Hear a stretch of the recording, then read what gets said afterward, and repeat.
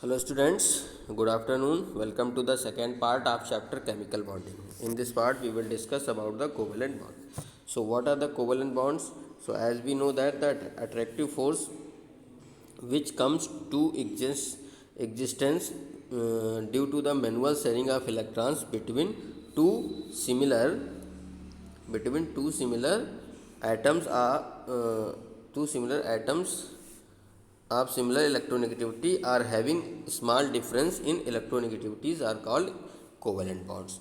Means covalent bonds are basically formed by the sharing of electrons. For example, formation of H2 molecule. For H2, hydrogen has one electron and other hydrogen has also one electron. So these electrons will be shared to each other and there will be a single bond of is formed, that is hydrogen hydrogen single bond.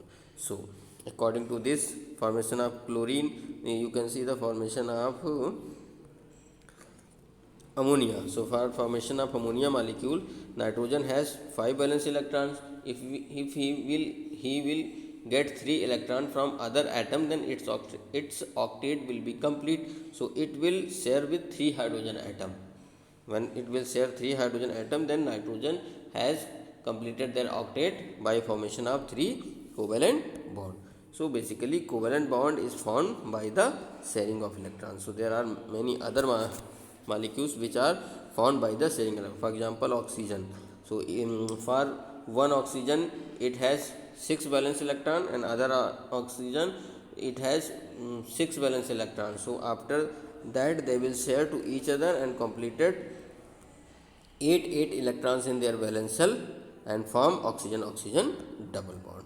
Like that, oxygen nitrogen also combined and sharing it will form triple bond, means 3 covalent bonds. Okay, now what is the covalency and variable valency? So the valency of an element in a covalent compound is termed as its covalency. It may be defined as follows: the number of valence electrons shared by an atom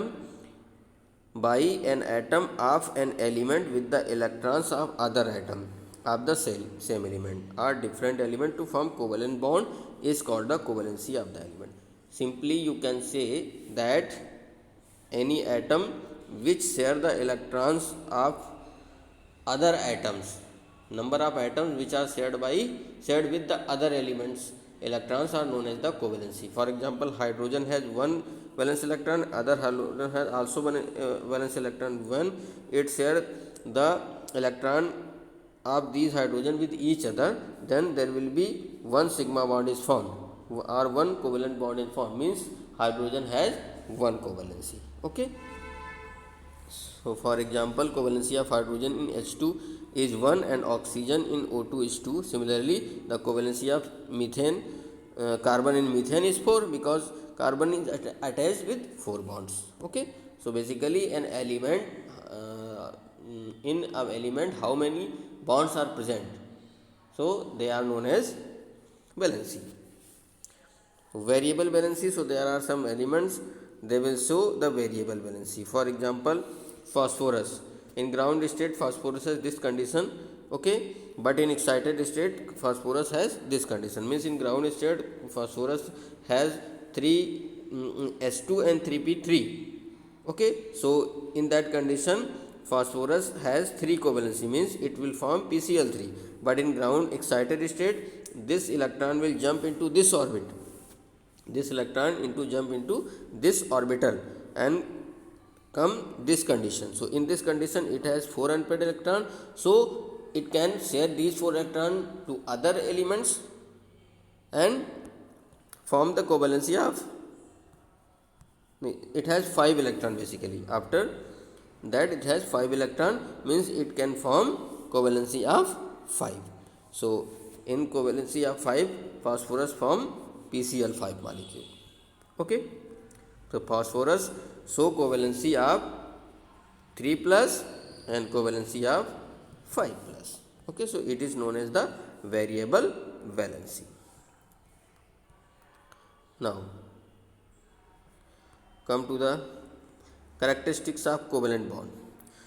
So the compound in which the constituent atoms are held together by covalent bond are called covalent compounds. These compound possesses following characteristics. Number one, physical state. The covalent compounds may exist in physical state and they may exist solid, liquid or gases. These compounds are composed of discrete molecule.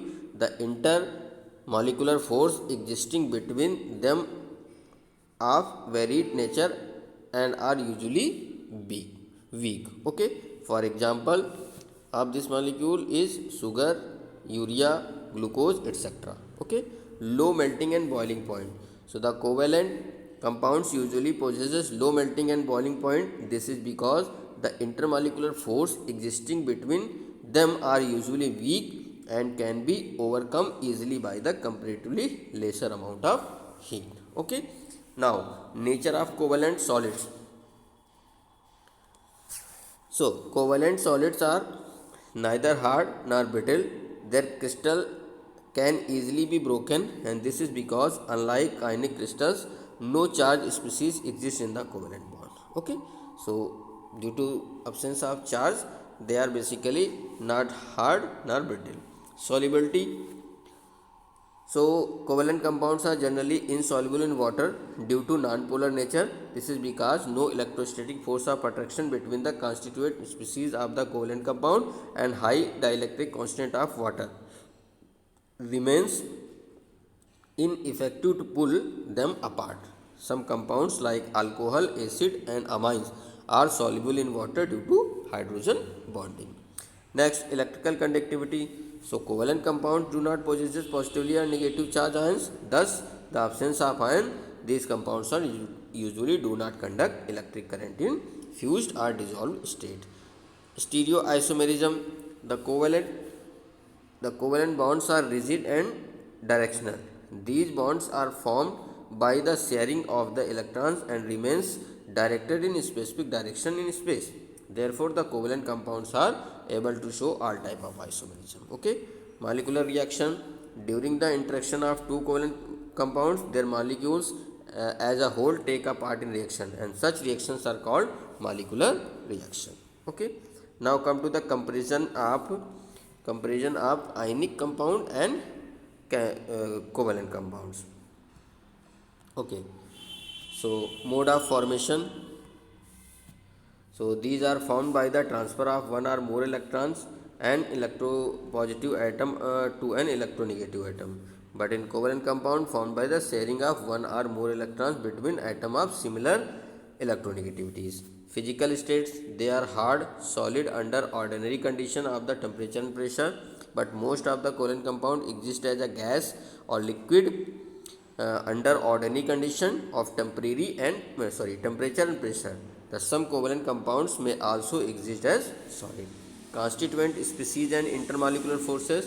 So the ionic compound constitutes of ions held together by strong electrostatic force of attraction and arranged in a definite fashion in three-dimensional lattice. But in covalent compound consist of discrete molecules held together by weak van der Waals forces. Melting and boiling points.